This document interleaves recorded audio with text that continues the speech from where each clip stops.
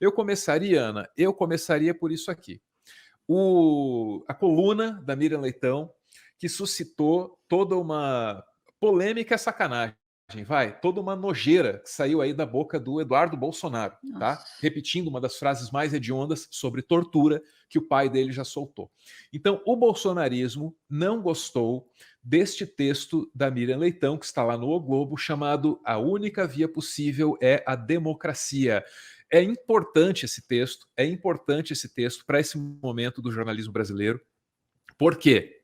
Ele vai na contramão de uma tese que até aqui sempre foi dominante na mídia hegemônica. A tese de que Lula e Bolsonaro são dois lados da mesma moeda, são equivalentes, porque são dois extremistas. E a Miriam Leitão, naquele texto ali, está dizendo que não, de maneira alguma. Lula e Bolsonaro não se equivalem.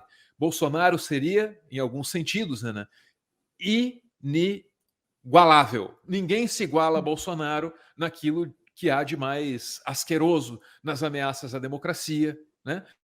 Então, assim, a Miriam pontua ali, olha, eu tive muitas divergências com o PT, sobretudo na área econômica. Eu falava, isso aí vai dar merda, vai dar inflação, aquilo ali não tá legal.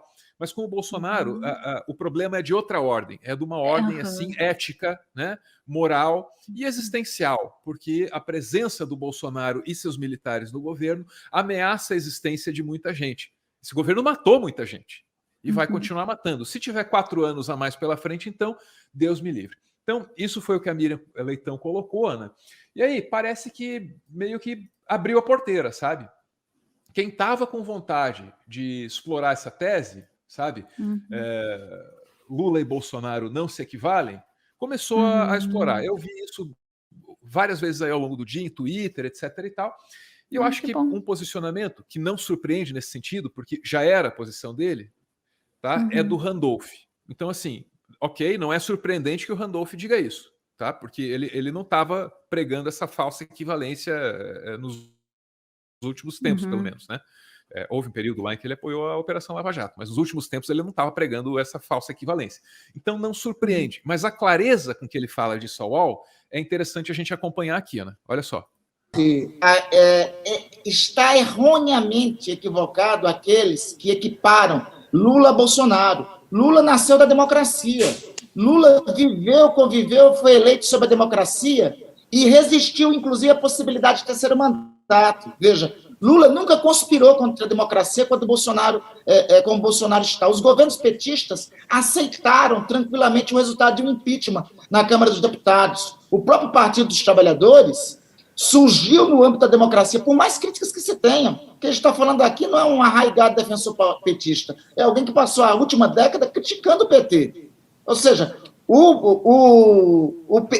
apesar dos erros que, porventura, alguns advogam sobre o PT, mas o PT surgiu na égide democrática. Então, erra aqueles da eventual da chamada terceira via que faz esse tipo de comparação. E erra também aqueles que acham que existe que o adversário de Bolsonaro são os outros. E a disputa deste ano é entre a democracia e a ditadura, a civilização e a barbárie. A disputa é entre a civilização e a barbárie. E se a gente olhar para a história recente da nossa república, a gente vai perceber quem são ou não são os democratas, ao olhar como cada um entrou e saiu do poder. Vamos lá. Collor, eleito, sai no impeachment. Aliás, renunciou porque estava rolando o impeachment. Né? Aí assume o Itamar. Fica lá o período como mandato tampão e vai embora. É um vice que assumiu depois de um processo de impeachment, mas ao contrário do Temer, não conspirou, até onde se sabe. Depois de Itamar, Fernando Henrique Cardoso, que poderia ter ficado por 4 anos.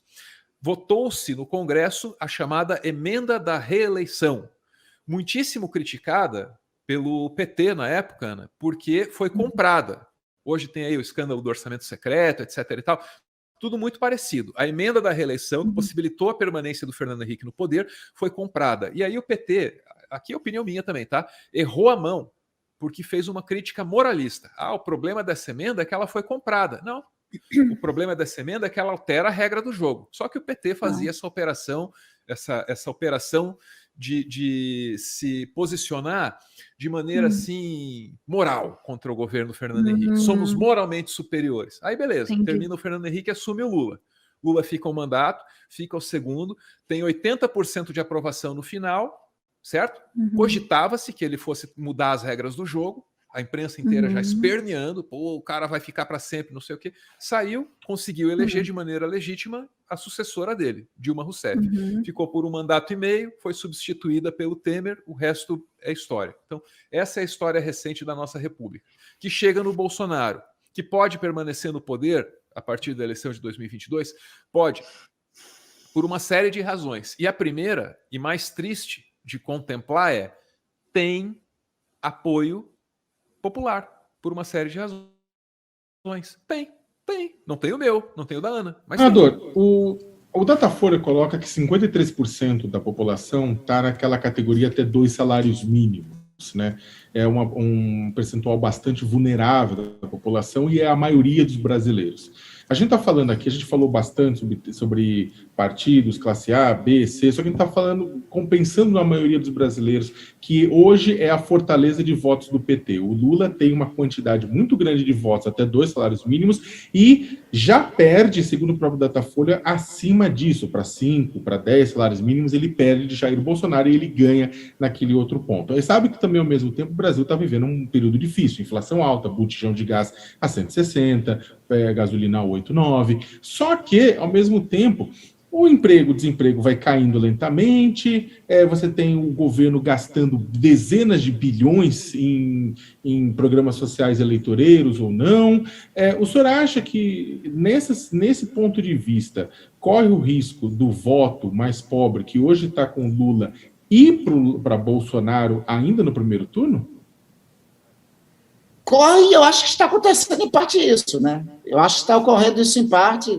O auxílio faz algum efeito, embora nas mesmas pesquisas da Datafolha que você cita, Sakamoto, tenha uma rejeição maior, tenha um percentual claramente de rejeição maior ao valor do auxílio do que aqueles que aprovam, né? Mas, obviamente, essa é uma parte da ação do suborno eleitoral que eu falava. Esse é um dos pilares da sustentação da recuperação de Bolsonaro nas pesquisas, né? Veja, esse auxílio é o auxílio que acaba no final do ano. Esse auxílio acaba no final do ano. Mas como dizer isso para brasileiros que que estão recebendo esses R$400 e não tem, e sem esses R$400 não teriam comida para comprar 1 quilo de feijão, que mesmo com R$400 estão tendo que ir para a fila do osso.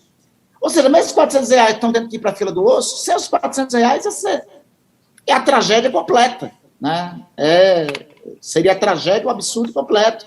Seria o caos social, seria o saque aos supermercados, né? Seria o caos social total. Muito bem. Toda a nossa conversa aqui é um alerta em relação ao clima de já ganhou, já nos livramos de Bolsonaro, podemos iniciar um movimento de reconstrução nacional. Cuidado com esse negócio, por uma série de razões, e a gente está elaborando elas aqui. Primeiro, tem apoio popular. Segundo, o cara está sendo beneficiado pelas circunstâncias. A muitíssimo provável saída do Sérgio Moro da corrida tende sim a beneficiar Bolsonaro, sobretudo se outros nomes da terceira via não souberem ser hábeis o suficiente para acenar para esse público aí, ex-Moro, né, e levar alguns votos lá do Sérgio Moro. Então, tem apoio popular, circunstâncias estão beneficiando, parece que está com sorte. Mas tem o pior de tudo, tá? Não é uma eleição normal. Não há garantias de que o ganhador vá levar. Nós podemos ter turbulências democráticas, turbulências à democracia, além do que nós imaginamos. Eu não descarto nenhuma possibilidade de ruptura com um resultado de eleição apertado contra Jair Bolsonaro. Eu conclamo, Sakamoto, Thales, Fabiola, eu conclamo todos os democratas brasileiros. Nós vamos ter eleições para todos os nomes serem apresentados. Alguns, inclusive, disseram, em certo momento, que talvez essa fosse essa eleição de nomes como Alex Vieira. A conexão dele é que tá ruim, tá? Mas vamos ter um pouquinho de paciência, que é importante. Vocês ouviram o cara dizer aí, né? Temos o segundo turno, porque um resultado mais apertado dá mais margem de Bolsonaro contestar a eleição, sobretudo com aquela malandragem lá de é tudo fraude porque não tem o meu voto impresso. Lembra essa bobagem aí, já vou tocar nesse assunto. Meu colega de Senado, eu e tal. Desde o ano passado, aliás, desde o começo do governo Bolsonaro, eu estava muito convencido de que não é uma eleição para as novidades. Por que não é uma eleição para as novidades? Porque é uma eleição de confronto com o fascismo. Nós nunca tivemos uma experiência fascista no governo no Brasil. Nós temos agora. E nós temos que confrontar o fascismo com todos os ensinamentos que existem na história mundial de confronto, de como que se deve dar. Pois é, tá aí o recado do senador Randolfo Rodrigues, da Rede, né? E agora me permita voltar no tempo, ok? 2021. O que estava acontecendo precisamente em julho de 2021? O voto impresso chegou lá na Câmara dos Deputados e o bolsonarismo tomou um pau, tá? E aí a BBC, isso é da BBC, Daniel Gallas na BBC, vai ouvir cientistas políticos e eles nos avisam o seguinte, ó, não é bem assim, tá? Eles não vão parar de encher o saco, não. Esse negócio de voto impresso não é para ter um papelzinho, não. É para encher o saco. Olha lá, né? Vamos lá. Voto impresso é tentativa de Bolsonaro de contestar a eleição antecipadamente, diz cientista político. Para o professor Carlos Mello, cientista político do INSPER em São Paulo, mesmo tendo perdido essa batalha política, Bolsonaro seguirá com sua estratégia de deslegitimar a eleição de 2022, caso seja derrotado nas urnas, com o argumento de que faltaria transparência no sistema eleitoral brasileiro, o mesmo que conduziu o presidente ao mandato em 2018. E não estava errado. O Dr. Carlos, consultado pela BBC em julho de 2021, porque dia desses voltaram com o papinho mole do voto impresso. Ana, como é que tá a tua paciência com o papinho do voto impresso? Tá indo bem? Tá segurando? Tô assim, ó, de paciência. É meio óbvio, né, a jogada. E, aliás, a jogada é meio que repetir as pataquadas que eles viram o Trump fazendo na eleição americana, né? O pessoal estava falando no chat ali, talvez vá rolar aí um stop the count no Brasil, né?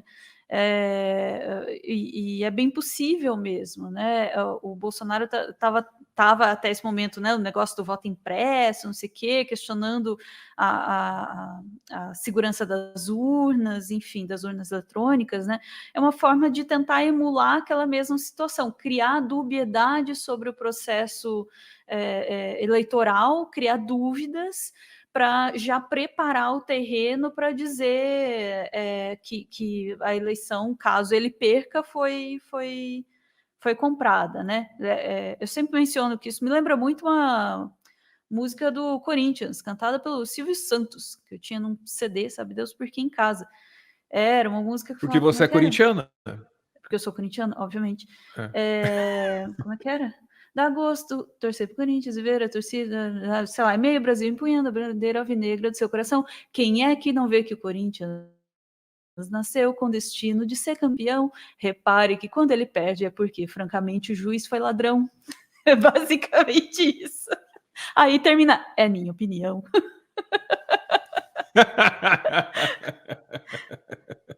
É isso, né? Você tá dizendo, se eu perder é porque o juiz foi ladrão, se o Bolsonaro não se eleger é porque as eleições foram roubadas. Então ele já está preparando o terreno, né?